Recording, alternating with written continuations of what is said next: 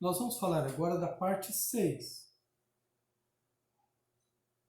Nesta parte, o Nietzsche vai chamar a atenção para um certo regozijo que a gente tem na crueldade, na participação, no castigo, esse prazer que a gente tem de ver as pessoas sendo punidas.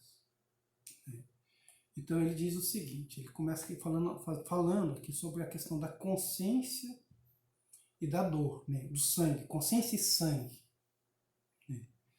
Ele diz assim, o mundo de conceitos morais, culpa, consciência, dever, sacralidade do dever, que era basicamente aqui a ética kantiana, ele diz assim, todo esse rol de valores que a gente tem das morais, lá desde do Aristóteles, de Platão, chegando agora a Kant, passando pelo cristianismo, isso está associado a um banho de sangue, está associado à questão da violência, ou seja, pessoas que foram assim sistematicamente punidas, gerações a gerações. Então ele diz assim, olha, ele chega a dizer aqui nesse texto que o imperativo categórico kantiano cheira a sangue. O que é o imperativo categórico kantiano? Nós falamos do Kant, eu expliquei para vocês que a ética kantiana ela é baseada, tem três elementos, Um deles é a questão da boa vontade, essa boa vontade que exige da gente disciplina, e o desinteresse, porque o Kant ele reconhece que o ser humano tem uma base instintiva e o instinto no homem quer que ele sempre se dê bem, mas diante da sociedade isso pode ser um programa inviabilizado, então precisa ser adequado, e é preciso também que ela seja universal.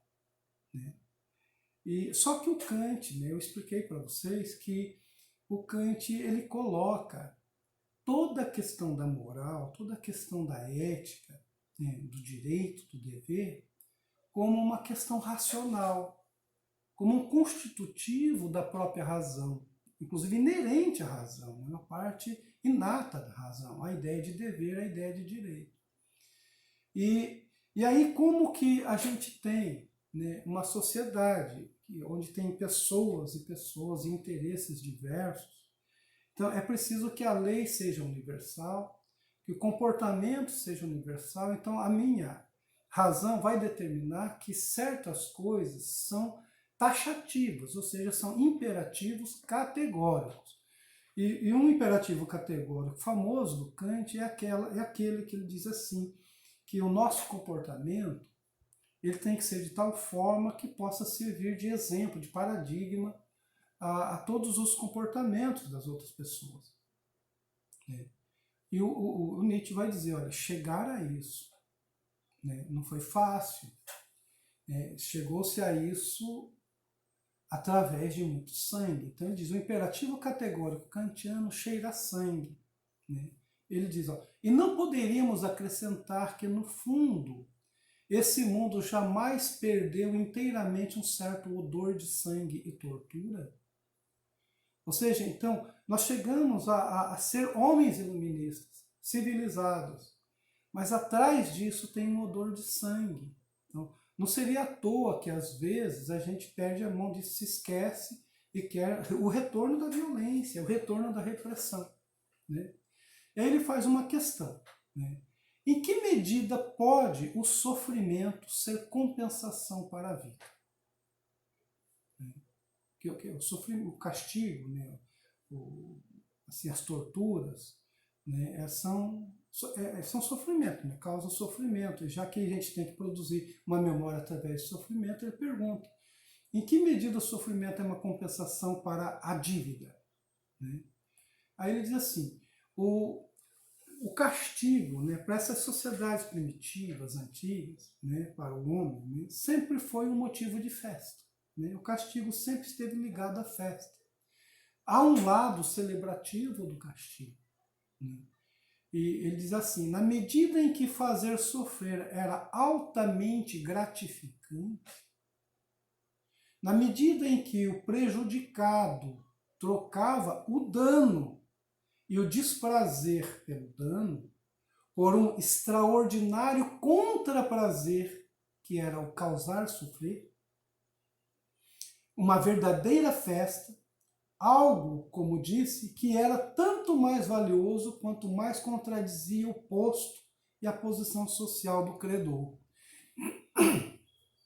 Então, num determinado momento, ele vai dizer aqui que em alguns casamentos de príncipes e de reis, né, de rainhas, princesas, né, o pessoal fazia parte dos festejos fazer a execução de um criminoso.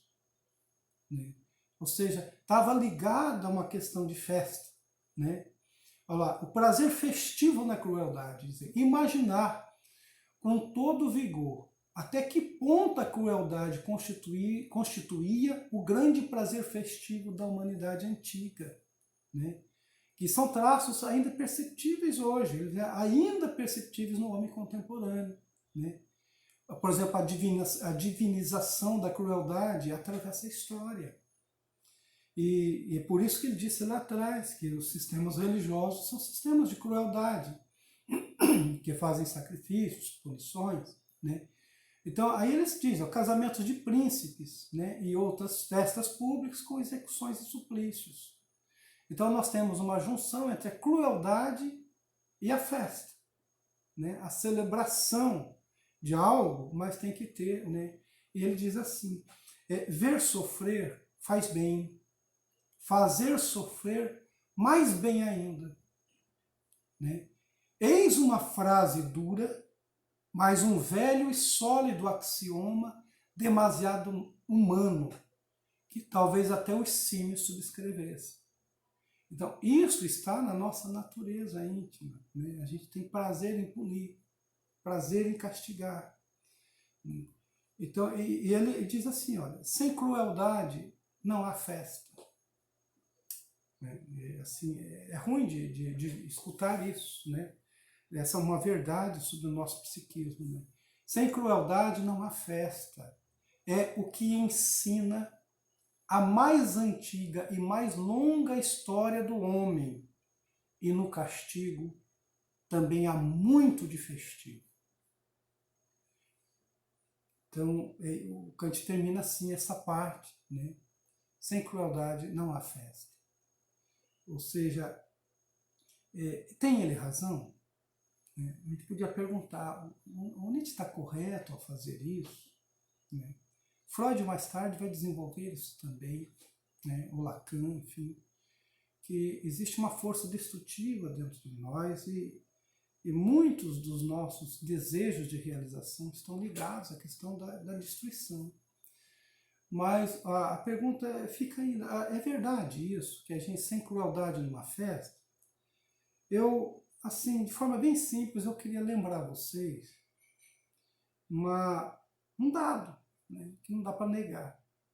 Pensem no cinema. Né, o cinema que dá bilheteria. Né, o filme que é bem visto, que é vendido, que chama a atenção. Né, tentem apontar algum filme que não tenha uma violência. Tentem. Pode pegar esses simples, assim como a Liga da Justiça, esses super-heróis, né? Tem o Incrível Hulk, Mulher Maravilha, Homem de Ferro. Né? Tentem. Né? Esses filmes de Bang Bang, ou filmes de Karatê, Kung Fu. Né? Pensem no prazer que a gente tem quando vê um filme que uma pessoa está boxeando lá, está apanhando, e de repente ela tem assim, um recobro de vitalidade e começa a bater naquela pessoa que a gente identifica como ruim. Né?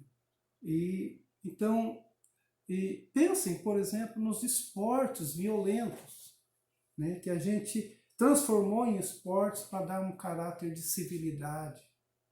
Pensem nisso. E aí a gente vai ver que o Nietzsche está falando alguma coisa que faz sentido. Certo?